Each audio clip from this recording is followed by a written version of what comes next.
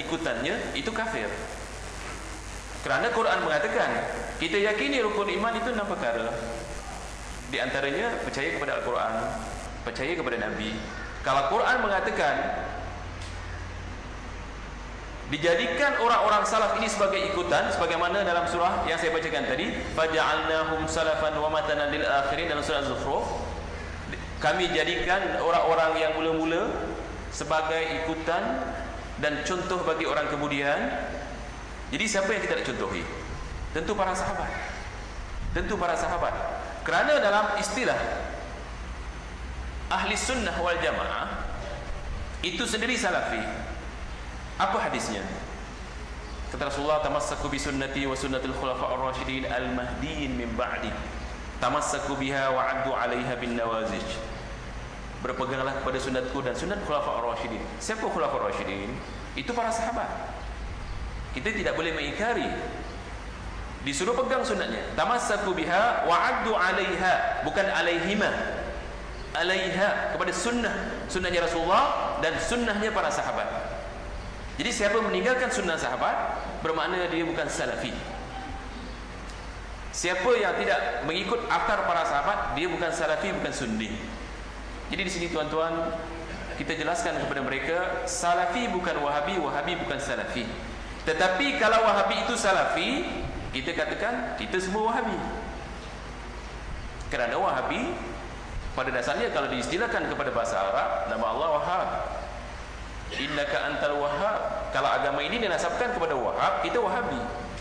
Tapi tak adalah istilah ini digunakan dalam hadis, dan kita tidak sepatutnya mengatakan kita wahabi kerana mencipta satu aliran. Kita bukan aliran.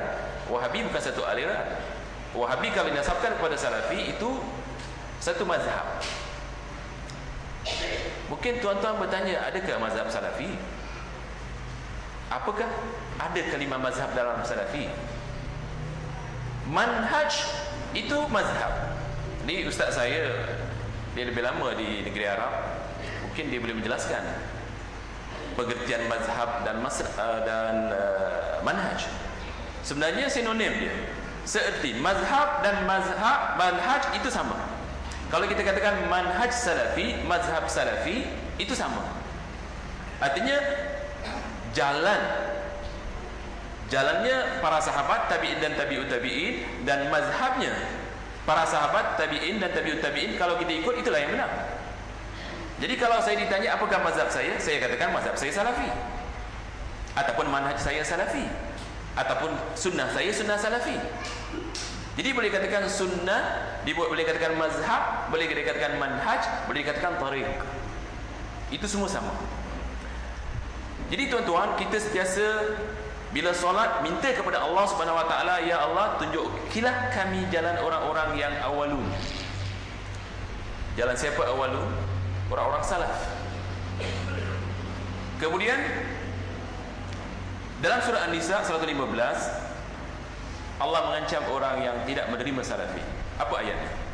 Wa may yusakikir rasula min ba'di ma tabayyana lahul huda wa yattabi' ghaira sabilil mu'minin.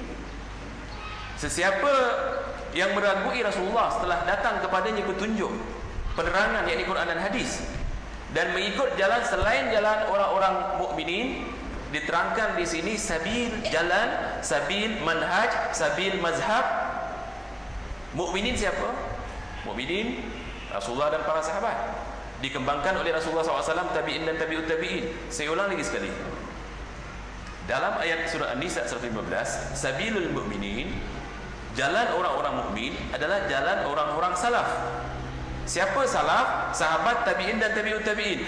Jadi siapa yang menentang Rasul, siapa yang syak kepada Rasul, siapa yang ragu terhadap Rasul, sehingga dia mengikut jalan selain daripada jalan Rasul, masuk jalan Rasul, Rasulullah dan sahabatnya, tabi'in dan tabi'ut tabi'in.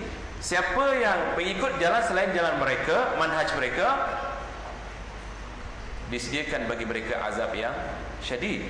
Sebab akhir ayat ini, wasa'at masira, mereka mengikut jalan yang paling keji. Jadi tuan-tuan, secara ringkas saya katakan, kalau ditanya siapa salaf, salaf itu adalah para sahabat, tabi'in dan tabi'ut tabi'in, dan orang yang ikut mereka. Oleh kerana ada ayat Al-Quran yang menyuruh kita ittiba kepada salaf ini, maka kalau ditanya apakah manhaj kita adalah manhaj salaf. Itu dahulu yang saya boleh katakan, dan saya serahkan kepada pengerusi. Wallahu a'lam.